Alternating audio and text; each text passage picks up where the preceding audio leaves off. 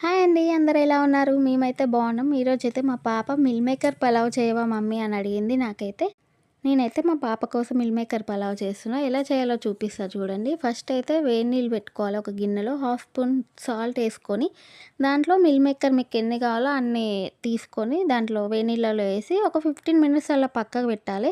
ఆ వాటర్ అన్నీ మళ్ళీ తీసేసి పక్కకు పెట్టుకోవాలి ప్లేట్‌లో మిల్ మేకర్‌లు అనేవి. ఒక గిన్నెలో నూనె ఏసుకొని, ఒక స్పూన్ నెయ్యేసుకొని, ఇంకా మసాలాకు సంబంధించి దాల్చిన చెక్క, లవంగాలు, మిరియాలు, ఇలాచి, మరాఠీ మొగ్గ, అనాస పువ్వు, బిర్యానీ ఆకు, సాజీరా అన్నీ ఏసుకోవాలి. ఆనియన్ ఏసి ఫ్రై చేసుకొని, పచ్చిమిర్చి కూడా ఒక 3, 4 ఏసుకొని పొడుగ్గా కట్ చేసి ఏసుకొని ఫ్రై చేసుకున్నాక, కరివేపాకు కూడా ఏసుకొని, ఒక స్పూన్ పసుపేసుకొని కొంచెం ఫ్రై అయ్యేలాగా కలపాలి. ఇంక ఇదంతా మంచిగా ఫ్రై అయిపోయినాక అన్ని ఉల్లిగడ్డలన్నీ మగ్గినాక కొంచెం ఒక క్యారెట్, ఒక ఆలుగడ్డ, ఒక టమాటా అయితే తీసుకున్నా. మీకు ఇష్టం ఉంటే బీన్స్ కూడా తీసుకోవచ్చు మీరైతే దీంట్లో వెజ్ బిర్యానీ టైప్ బావుంటదండి. నేనైతే ఒకటే క్యారెట్, ఒక చిన్న ఆలుగడ్డ, ఒక చిన్న టమాటా తీసుకొని అన్నీ దాంట్లో ఏసి నేనైతే కొంచెం ఫ్రై చేసిన. దాంట్లో మగ్గనివ్వాలి ఆ ముక్కలనేవి మూత తీసి. కొంచెం ఒక 1 స్పూన్ అలా అల్లం పేస్ట్ ఏసి కొంచెం ఫ్రై అయ్యాక మనం ఫస్ట్ తీసి పెట్టుకున్న మిల్ మేకర్ ఉన్నాయి కదా! అవి దీంట్లో ఏసి కొంచెం అవి కూడా ఫ్రై అయ్యేలాగా చూసుకోవాలి.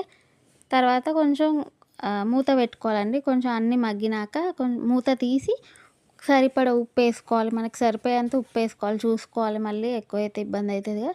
సరిపడా కారం ఏసుకోవాలి. ఒక స్పూన్ అయితే ధనియాల పొడేసుకోవాలి. ఒక హాఫ్ స్పూన్ గరం మసాలా వేసుకోవాలి.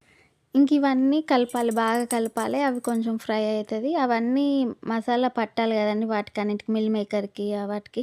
కొంచెం కొత్తిమీరేసుకొని మూత పెట్టాలండి. ఒక 2 మినిట్స్ మూత పెడితే వాటన్నిటికి బాగా పడుతుంది మసాలా. తర్వాత మూత తీసాక పెరుగేసుకోవాలి కొంచెం. పెరుగు మీకు ఇష్టం ఉంటే ఏసుకోవాలి. లేకపోతే లేదండి. మేమైతే పెరుగేస్తే తింటాం గాబట్టికి మేమైతే పెరుగేసాను. మ్యాగ్నెట్ లెక్క చూడండి ఎంత బాగా అయిందో. బియ్యం బియ్యం హాఫ్ అన్ అవర్ ముందే నానబెట్టుకున్నా అండి నేనైతే. 1 గ్లాస్ బియ్యంకి 2 గ్లాసెస్ వాటర్ పోయాలి. అదే బాస్మతి రైస్ అయితే 1 గ్లాస్ బియ్యానికి 1 ½ వాటర్ పోసుకోవాలి. ఎందుకంటే అవి కూడా మనం హాఫ్ అన్ అవర్ నానబెడతాం. అవి తొందరగా ఇరిగిపోతాయి కదండీ బియ్యం. సో, ఇలా ఏసుకొని కలపాలి. ఫస్టే రైస్ ఏసుకొని కలపాలి. తర్వాత వాటర్ పోసుకోవాలి మనం. తర్వాత వాటర్ పోసి బాగా కలపాలండి. ఒకసారి కలిపి మూత పెట్టుకోవాలి. ఉప్పు సరిపోయిందో సరిపోలేదో చూసుకోవాలండి. చూసుకొని మళ్ళీ ఏసుకోవచ్చు.